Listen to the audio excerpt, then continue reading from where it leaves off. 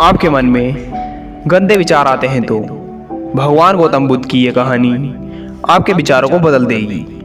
लेकिन दोस्तों, अगर आप हमारे YouTube channel future inspired story पर नए हैं तो हमारे YouTube चैनल को सब्सक्राइब जरूर कर लो और बेल आइकन को दबाकर घंटी को प्रेस भी जरूर कर लेना, ताकि आने वाली वीडियो आपको समय पर मिल सके। और दोस्तों, अगर आपको यह वीडियो अच्छी और कुछ इससे सीखने को मिलता है तो वीडियो को लाइक भी जरूर कर देना। तो चलो दोस्तों, वीडियो में आगे बढ़ते हैं। एक बार चंद्रवंशी राजकुमार लक्ष्मण बुद्ध के संदेह बिच्छू के रूप में दीक्षा हुए। गौतम बुद्ध अपने बिच्छुओं को उपदेश देने के साथ साथ उनको भिक्षाटन के लिए भी भेजते थे, जहाँ से उनको भिक्षा भी मिलती थी। लक्ष्मण को महात्मा बुद्ध ने भिक्षा लेने के लिए एक श्रीविका के घर पर भेजा।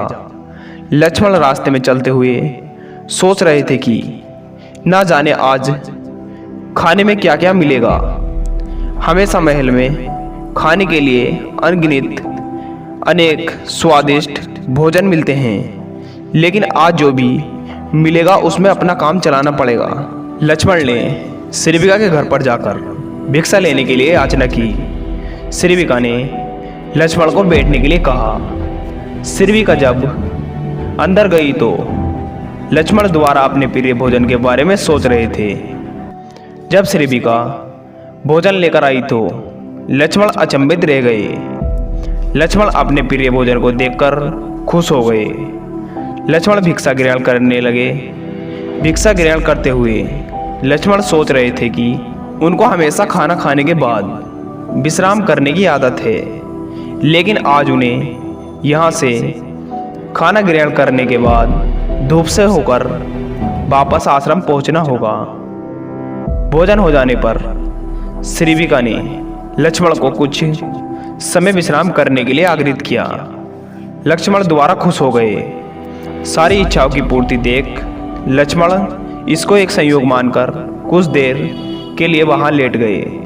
लेटते हुए लक्ष्मण सोचने लगे कि आज तो सोने को मिल गया, लेकिन मेरे सर पर हमेशा के लिए छत का साया तो मिट गया है। जब लक्ष्मण सोकर उठे तो श्रीविका ने कहा कि उनको जब तक यहाँ पर रहना है आप यहाँ पर ठहर सकते हैं।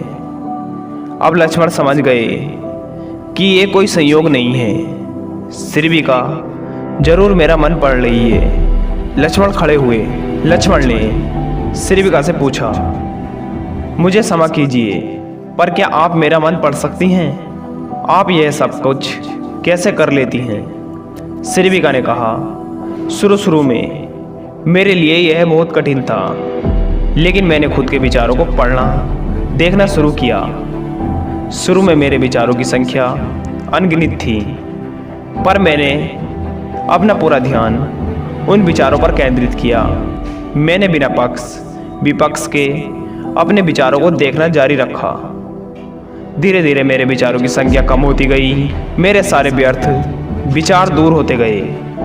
तब से मैं दूसरों के विचार पढ़ लेती हूँ। यह सब कुछ सुनकर लक्ष्मण घबरा गए।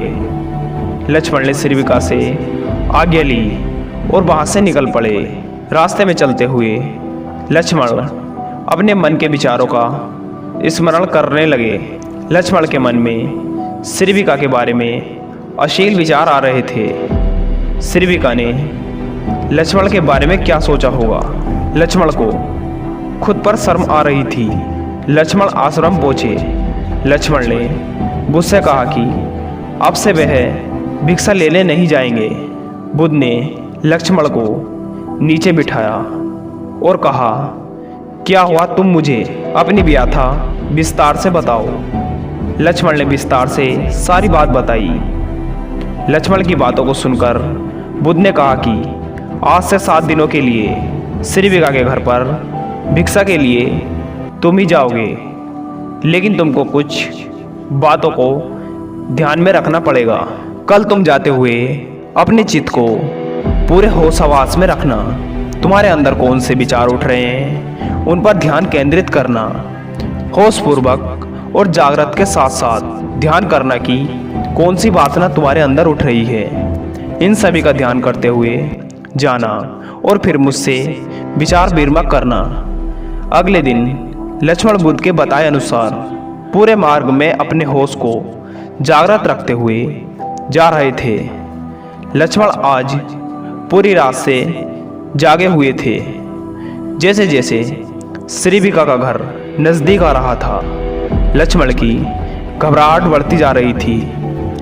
लक्ष्मण ने अपनी घबराहट को एक तरफ रखते हुए बुद्ध के विचारों को ध्यान केंद्रित किया।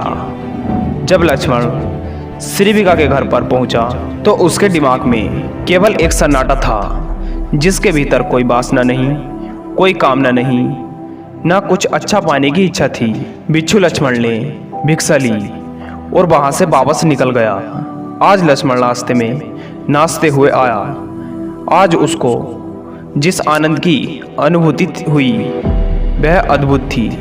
आज से पहले इस आनंद को उसने कभी भी महसूस नहीं किया। लक्ष्मण ने आश्रम जाकर बुद्ध को प्रणाम किया। दोस्तों, इस वीडियो में हमें यह सीखने को मिलता है कि अगर हम अपने मन को काबू में रखेंगे तो हमारे मन में गंदे विचार नहीं आएंगे।